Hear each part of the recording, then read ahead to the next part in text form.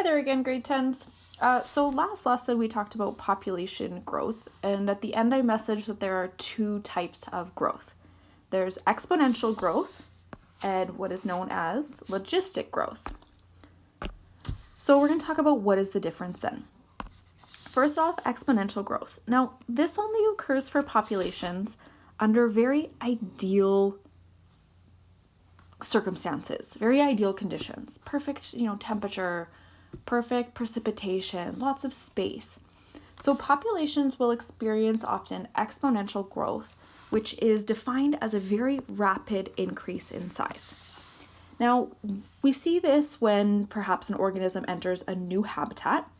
Therefore, it's going to have lots of resources and lots of space for that population to reproduce and thrive.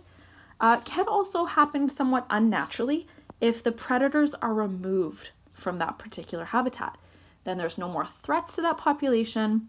They're free to reproduce and grow. So an example here that we can see in this graph is in South Africa, where elephants became protected.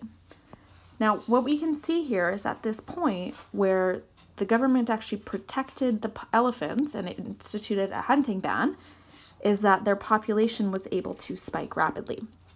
So this is what we call exponential growth, very rapid growth. Now we can recognize exponential growth by a very characteristic shape. It forms a J. So you always kind of see this characteristic little J curve that is what we indicate as exponential growth. So initially it's going to grow slow as the number of individuals are few. They're not going to be able to reproduce very quickly. But at a certain threshold, there's enough organisms already in the population that if they're able to reproduce under ideal conditions, the population is going to expand quickly. Now, this is a graph here of the human population. The human population is an example of exponential growth. We've seen that it started very low, and at a certain point, population size really spiked.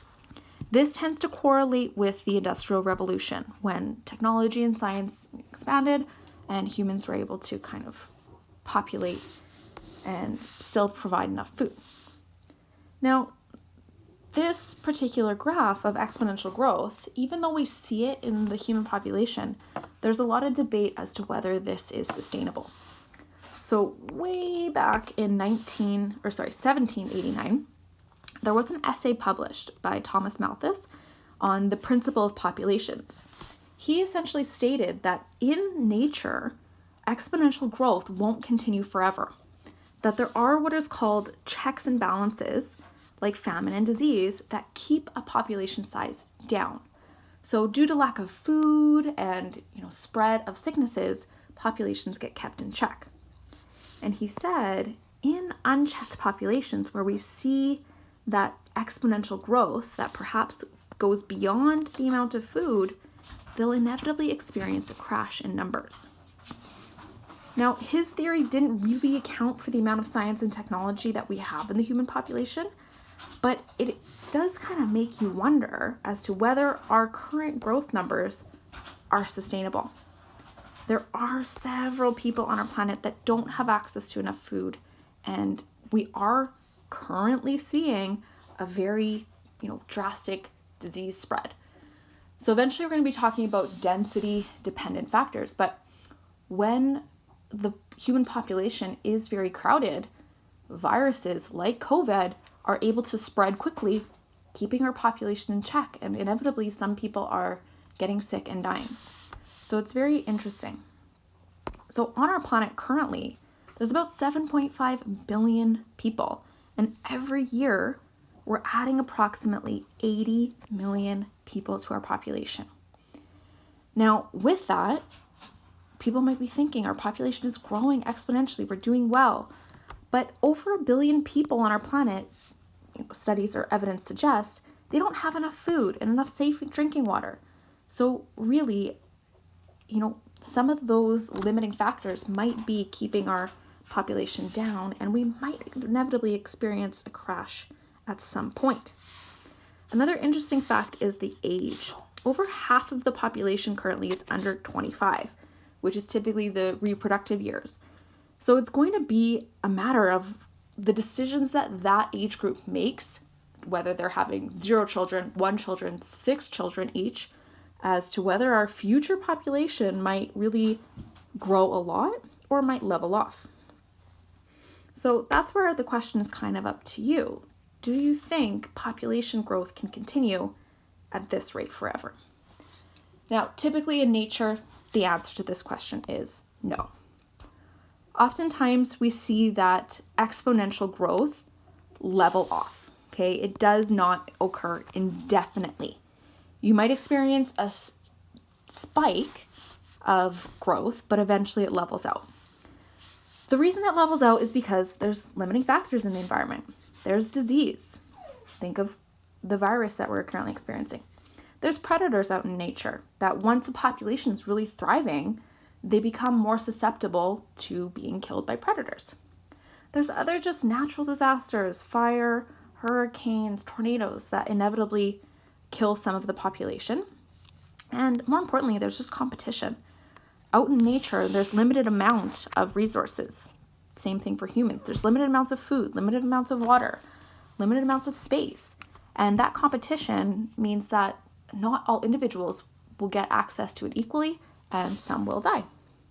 So what we see because of those limiting factors is what is called logistic growth. You start off with exponential growth, kind of you see that J curve, but eventually the population size grows too much and it starts to flatten off.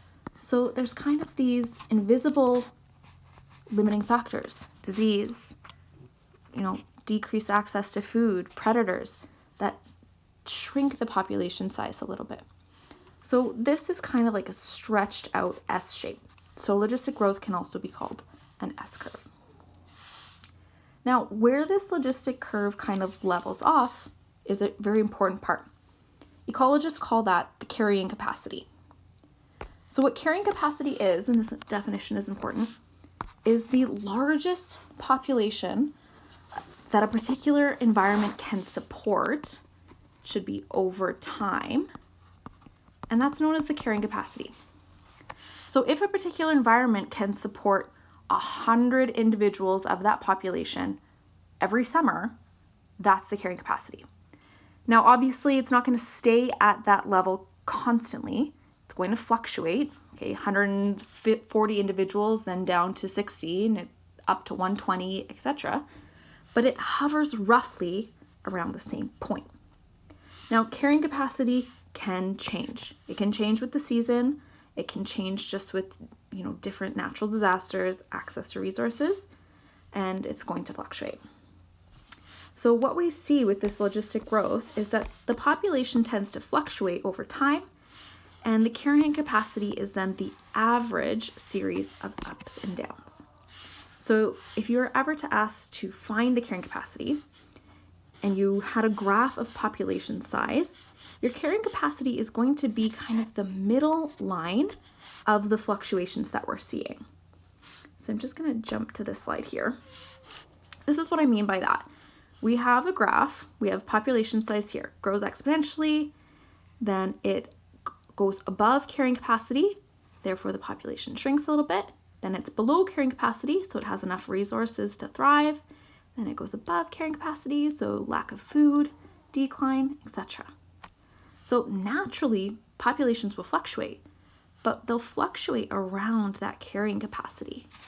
So that line kind of in between the fluctuations is your carrying capacity. That's going to be our lesson for today. Your task now is to actually finish page 16 of your workbook, and you should be able to complete page 17 as well. And that would be all for now. Thanks. Bye.